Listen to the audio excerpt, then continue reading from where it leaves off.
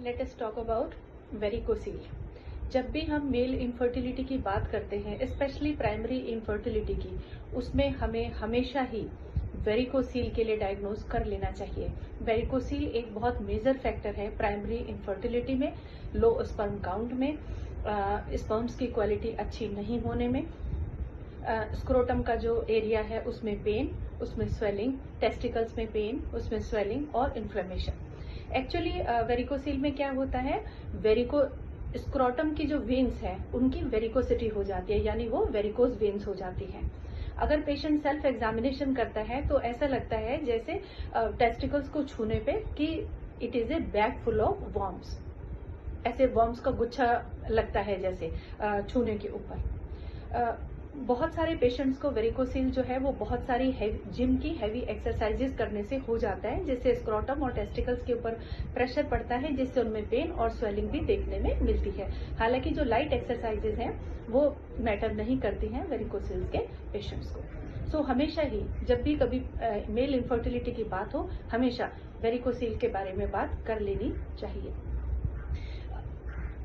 हालांकि ऐसा लगता है कि वेरिकोसील एक बहुत बड़ी प्रॉब्लम नहीं है, लेकिन it is causing major issues in fertility cases. चाहे वो लो स्पर्म काउंट की बात हो, चाहे वो प्राइमरी इनफर्टिलिटी की बात हो, चाहे वो स्पर्म्स की जो क्वांटिटी है उनकी बात हो, वो सभी चीजों को अफेक्ट करता है, क्योंकि ब्लड की सप्लाई प्रॉपर नहीं जा पा रही है स्क्रोटम के एरिया से टेस्टिकल्स की तरफ को। सो वेरिकोसील के पेशेंट्स को क्या करना चाहिए? एक तो जो केगल एक्सरसाइजेज होती है, they are the best one.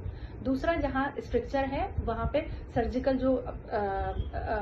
जो ट्रीटमेंट है वो करवा लेने चाहिए। तीसरा, नॉन सर्जिकल जो ट्रीटमेंट है, एम्बोलिज्म, वो भी करवा सकते हैं। उसके अलावा डाइट का ध्यान रखें, जैसे बेरीज हैं, जैसे चेरीज हैं, जैसे नट्स हैं, जैसे सीड्स हैं, जैसे पम्पकिन्स हैं। जो heavy junk food for fast food की जगह हम होल ग्रेन्स पर, मिलेट्स पर, फ्रूट्स और वेजिटेबल्स पर आ सकते हैं। स्ट्रेस को अपने मैनेज करें। स्ट्रेस को मैनेज करना बहुत इंपॉर्टेंट फैक्टर है, चाहे वो वेरिकोसील है या इनफर्टिलिटी से रिलेटेड कोई भी प्रॉब्लम है। तो जहां वेरिकोसील में जहां सर्जिकल ट्रीटमेंट की जरूरत है वहां सर्जिकल कराएं, जहां नॉन सर्जिकल से हो सकता है नॉन सर्जिकल कराएं। और आयुर्वेदा में हरिद्राखंड एक बहुत अच्छी औषधि है जो कि वेरिकोसील के पेशेंट्स को हम दे सकते हैं। दोज हु आर ओवरवेट, वो अपने वेट को मैनेज करें। जिनका स्ट्रेस मैनेज नहीं हो रहा है वो अपने स्ट्रेस को मैनेज करें, अपने हार्मोनल इम्बैलेंस को ठीक करें, अच्छी न्यूट्रिशियस डाइट लें और अपने वेरिकोसील का प्रॉपर ट्रीटमेंट कराएं। वेरिकोसील का प्रॉपर ट्रीटमेंट कराएंगे तो फर्टिलिटी जो है वो रेट आपका बढ़ जाएगा और आपको कंसीव करने में आसानी होगी। Thank you.